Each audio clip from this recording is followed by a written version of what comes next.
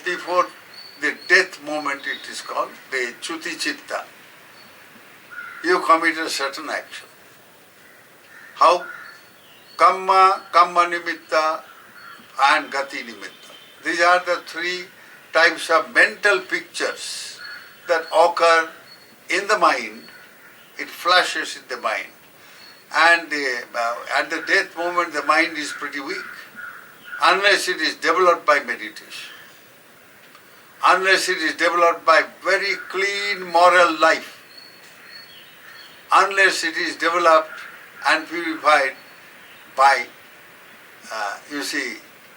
humility, by non-greed, by generosity, by loving kindness, compassion, wisdom, not mere knowledge, wisdom. These are the factors at the last moment which determine the status of the consciousness, how strong that consciousness is. Now let us say kamma, which means any karma that we have committed during lifetime. Anything that we have done bodily, verbally, mentally. Now, in the form of a memory, it will just shoot up in your consciousness. You will remember this action. And if this action were performed by good, were motivated by something wholesome and good, kusala, by generosity, by humility, not arrogance of knowledge, not arrogance of power, not arrogance of money, none of that. Humility. And then also generosity. Giving up, not craving, not grabbing, not wanting to have, not desiring. If that karma has been motivated by this very wholesome motivation, and you remember that particular karma at the last moment, just before death, then the consciousness gets so conditioned, it becomes compatible to that karma, it becomes wholesome, and with this wholesome consciousness, as soon as it arises, continues and falls, with this falling, Chuti Chitta arises. The last state of consciousness known as death consciousness. That arises and then it passes away, it falls. The momentum created by the fall of the Chuti Chitta gives rise to a new state of consciousness in a new plane of existence. If your karma was such that it can ripen only in the Kamaloka, then you are born in the Kamaloka.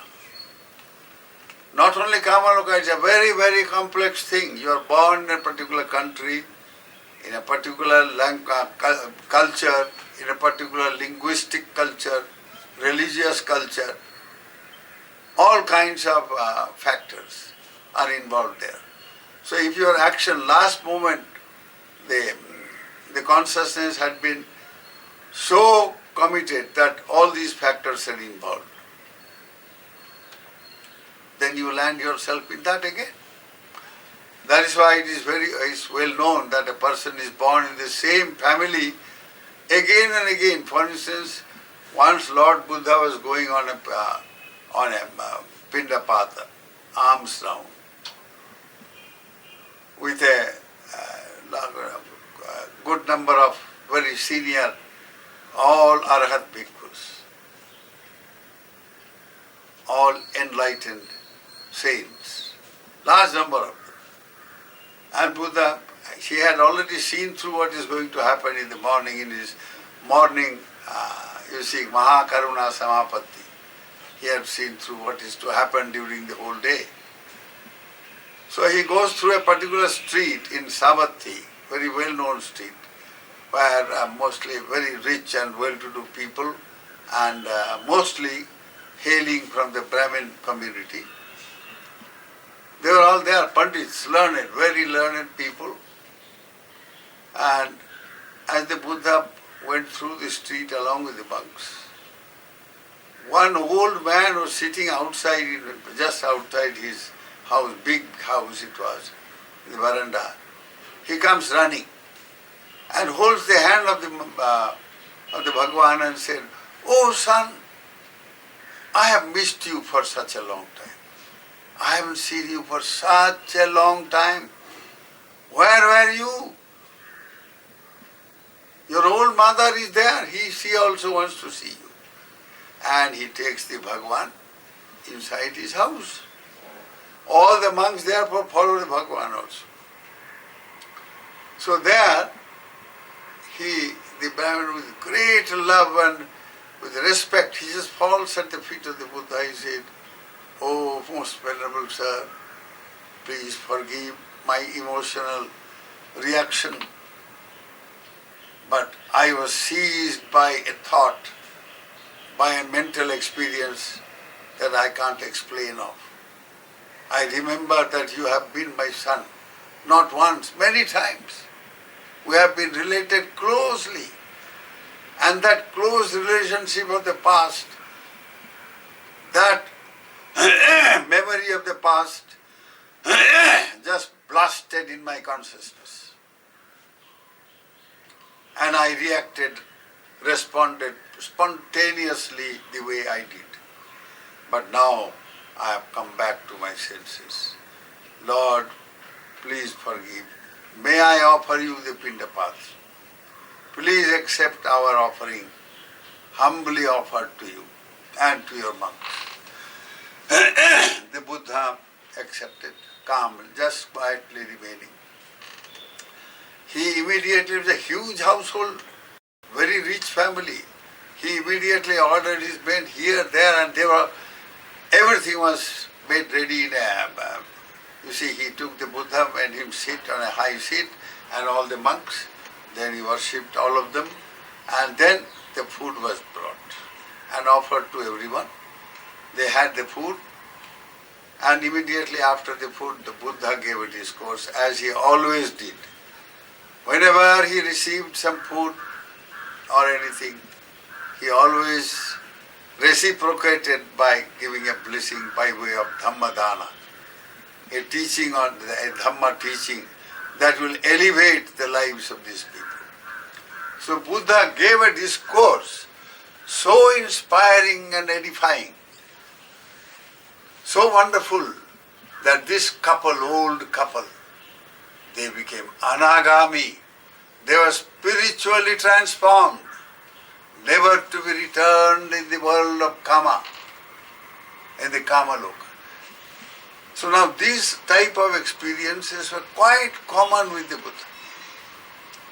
How is it? What kind of karma that fructified, ripened just at this moment, that he made the Buddha and then he offered, he took him to be as though close relative, and then he offered, then he became aware of the whole thing, and he offered Pindapata. He heard the Dhamma and he was spiritually transformed.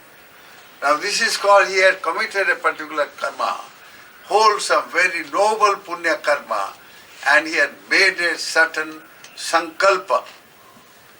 It is called patthana in Pali. Now in that he has said, may by this good deed, this punya karma that I have offered with pure consciousness, seeking nothing of the world, I have not sought swarga, heavenly bliss and happiness, or very rich life in the human world, human sugati, none of that. Just seeking to be free from the suffering of samsara, bhava sagara, from bhava chakra, and may at a time when the Bhagavan Buddha arises in the world, in all his spiritual majesty and glory, may I be born at that time, and may I receive the Dhamma teaching from him, and may I attain spiritual liberation, enlightenment. And that's what happened. So karma and this punarjanma are corollary. There, you see, it is a question of compatibility. When you perform a karma, it acquires a certain potency, and it must ripen only at a particular, in a given circumstances. So there must be a compatibility between the karma and its potency, and where it is to ripen. So the word bhava then is not only karma, but also the rebirth process where it will be reborn. So bhava also means the tribhava, kama, rupa, arupa. There are a lot of things about it that we have to dilate on, but today I will leave it at this, and I will pick up the thread in the next discourse. May the grace of Bhagavan Buddha surround your lives with wisdom and well-being. May you all be happy. Sukhino bhavantu.